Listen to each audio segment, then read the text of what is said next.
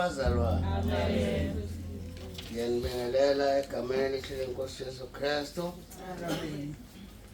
Nami ngithi uJesu uyinkosi ngokungiphatha. Amen. uJesu waba inkosi ngalesikhathi engikhulisa ngaba umntwana wakho ngibizela la kulokuphumula. Amen. Ngiyakubonga kakhulu baphakathi kwenu nenyama yami savuma. Amen. Nasebudaleni nje bami kusavuma ngomkhonzo uNkulunkulu. Amen. Ngomthetho mangibheka uNkulunkulu nomusa kimi. Amen. Fana ngaba ngisayiphathi nje lento ukuthi hayi ukhona uJesu seyinkosi phakathi kwami. Ngenxa yeminyaka yami. uNkulunkulu ngibezele la kulokuphumula 1966. Umama lo hambelela ekhaya wayeseyintombazana sibonana naye 1968.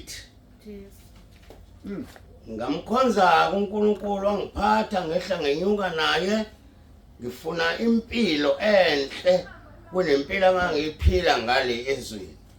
Ngifuna nje ukuphumula. Amen. Ngiyakubingelela Nsibanda. Ngiyabona mfundisi uyangithanda nami ngiyakuthanda. Abangekho la. Kodwa ke ungithanda kwakho ngiyabona ukuthi siphumana lapha ya umoya kaNkulunkulu. Singazani thina uqobo lwethu. Sabonana kanye lapho simemile. Namhlanje ngithe hayi uma umntana ekhalisa icilongo esibizele ekhaya kubo asiye ngoba lenkonzo ukuzithoba bazalwane ayiphuma emntwini kodwa iphuma kuJesu.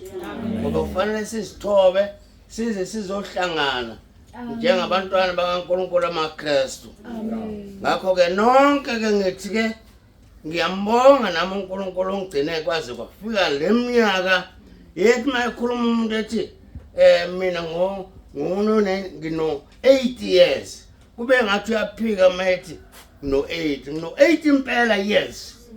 Labo sibiye laba abantwana laba. Amen. Wesolu. Amen. Na lokhu